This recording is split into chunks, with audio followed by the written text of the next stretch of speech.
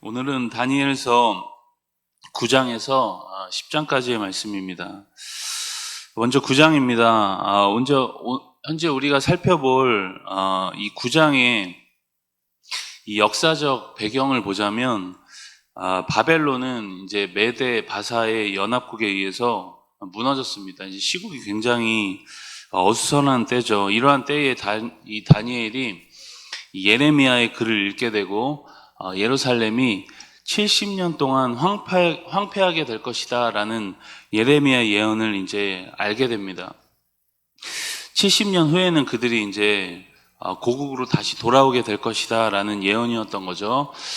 바벨론이 이제 BC 605년에 처음으로 1차로 유다를 침공하게 되고, 그때 이제 다니엘이 1차 포로로 끌려갑니다. 지금 이제 우리가 읽고 있는 9장의 배경은 이제 BC 한 536년 정도 되니까, 이제 예레미야 예언대로라면 70년 포로 생활이 이제 거의 이제 끝나가는 시점입니다. 이때 다니엘이 가장 먼저 이제 한 일은 그 내용을 알고 다니엘이 가장 먼저 한 일은 이제 금식하면서 기도하는 일이었습니다. 이제 포로 생활이 끝나고 이제 하나님이 정하신 이 심판의 기간이 마무리되는 어떻게 보면 희망찬 메시지를 듣고도 그는 그 상황에 안주하는 것이 아니라 오히려 더 간절하게 하나님을 찾았던 것이죠. 우리 3절의 말씀을 같이 함께 읽습니다. 내가 금식하며 베옷을 입고 죄를 덮어쓰고 주 하나님께 기도하며 간구하기를 결심했다. 그렇게 이제 말씀하죠. 여러분, 우리는 고난이 오면 기도하거나 또 발등에 이제 불이 떨어져야 비로소 하나님을 간절히 찾죠. 그것도 뭐 훌륭한 겁니다. 그러나 다니엘은 달랐습니다. 언제나 습관에 따라서 기도하는 사람이었고, 상황이 좋을 때도 이제 기도로서 그 뜻을 하나님께 물었던 사람이었다는 겁니다. 그는 이 말씀도 항상 가까이 두었기 때문에 예레미야의 글도 읽을 수 있었겠죠. 정리하자면 그는 이제 말씀과 기도의 사람이었다라고 할 수 있습니다. 다니엘은 하나님 말씀의 능력을 믿었고 그 말씀을 의지하여 간절히 기도합니다. 그 기도의 내용이 이제 4절부터 19절까지 쭉 이어집니다. 그 내용이 뭐냐면은 백성들의 죄를 이제 자신의 죄를 알고 기도하는 중보의 사람이었다는 거죠. 이제 좀 있으면 다시 고국으로 돌아갈 텐데 죄 때문에 이곳에 끌려왔는데 어차피 또 이 사람들이 그 고국으로 돌아가면 또 죄악으로 마찬가지일 거라는 그런 마음이 있었던 건지 다시 한번 하나님 앞에 백성들의 죄를 가지고 기도하고 있는 거죠. 여러분, 우리가 잘 알다시피 이제 다니엘은 격동의 시기를 지나고 있습니다. 바벨론이 지배하던 시절에 끌려갔고 지금은 바사 왕국에서 살아가고 있습니다. 나라 안에 두 번의 큰 격동의 변화가 있었음에도 그는 그의 청렴함과 지혜로움으로 그 자리를 계속 유지하고 있는 거죠. 지금 그 나라의 총리 중에서도 몇 명의 총리가 있었습니다. 그 총리 중에서도 최고 총리였습니다. 권력과 어떻게 보면 부를 가진 사람이라고 할 수 있겠죠. 세상적으로 보면 다니엘은 이제 부족한 게 별로 없습니다. 나이도 좀 먹었고, 그러나 그는 하늘을 바라보면서 하나님의 뜻을 품고 사는 사람이었기 때문에 이 땅의 것에만 만족할 수 없었습니다. 그는 좋은 날을 앞두고 백성들의 잘못을 하나님께 이제 아뢰면서 기도하고 있는 거죠. 이런 다니엘에게 하나님이 이제 여러 환상들을 보여줍니다. 하나님이 그냥 막 보여주는 것이 아니라 이러한 모습이 있었던 다니엘에게 환상을 보여주고 있는 거죠. 환상을 보여주셨다는 것은 하나님이 이제 앞으로 자신이 행할 일을 다니엘에게 먼저 말씀해 주셨다는 겁니다. 그 말은 하나님이 다니엘을 굉장히 특별하게 여겨주셨다는 거죠. 어쨌든 다니엘은 하나님께 백성들의 잘못을 구체적으로 낱낱이 다 아릅니다. 이렇게 19절까지 그의 중보 기도가 이어지고 20절부터 27절까지는 이제 가브리엘 천사를 통해서 하나님이 다시 한번 그에게 말씀하십니다. 우리 24절 말씀도 같이 함께 읽습니다. 내 백성과 내 거룩한 성을 위하여 이른 이래를 기한으로 정하였나니 허물이 그치며 죄가 끝나며 죄악이 용서되며 영원한 의가 드러나며 환상과 예언이 응하며 또 지극히 거룩한 이가 기름 부음을 받으리라. 하나님께서 이 백성과 거룩한 성을 위해서 70일을 기한으로 정하셨다, 그렇게 말씀합니다.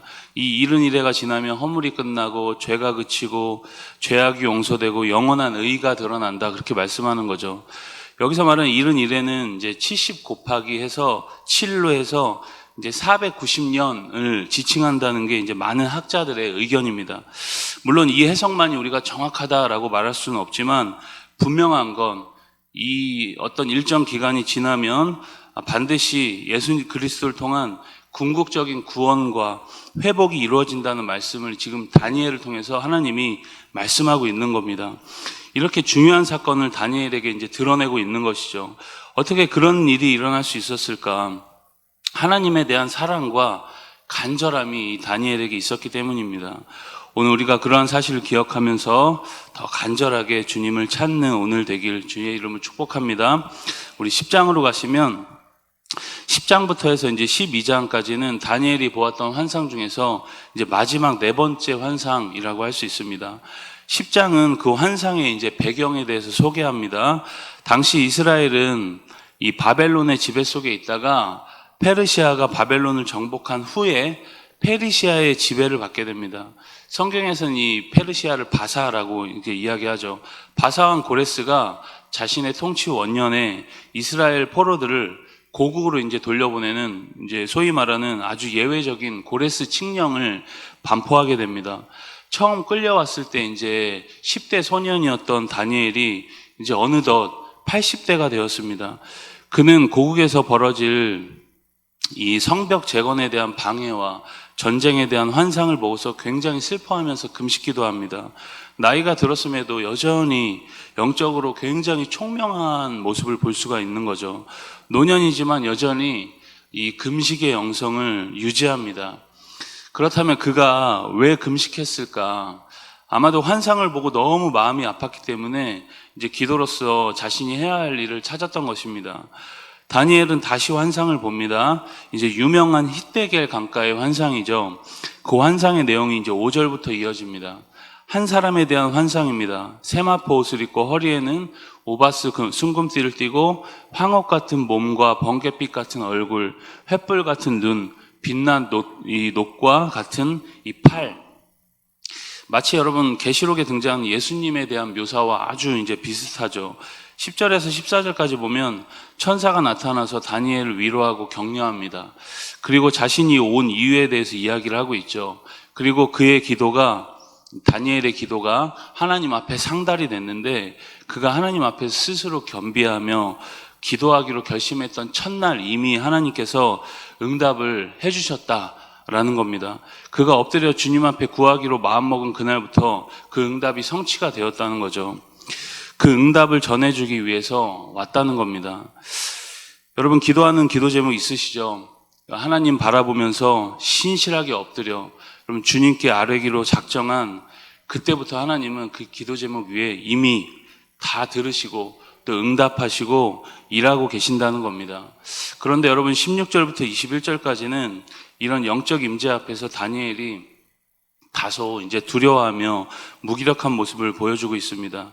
그런 다니엘을 위로하고 그에게 힘주시는 모습을 우리가 말씀을 통해 볼 수 있습니다. 여러분 결론적으로 이 말씀들을 보면 다니엘은 언제 어디서나 그리고 어떤 자리에서도 하나님을 이제 진실로 사랑하는 사람이었다는 거고 이러한 다니엘을 통해서 일하시는 하나님의 모습을 우리가 볼 수 있습니다. 오늘 우리가 이러한 다니엘의 영성을 묵상하면서 오늘 우리에게 주시는 하나님의 음성을 듣는 복된 주의 날 되길 간절히 소망합니다. 우리 다니엘 9장에서 10장까지의 말씀을 경청합니다. 주의 말씀은 내 발의 등이요 내 길의 빛이니이다. 아멘.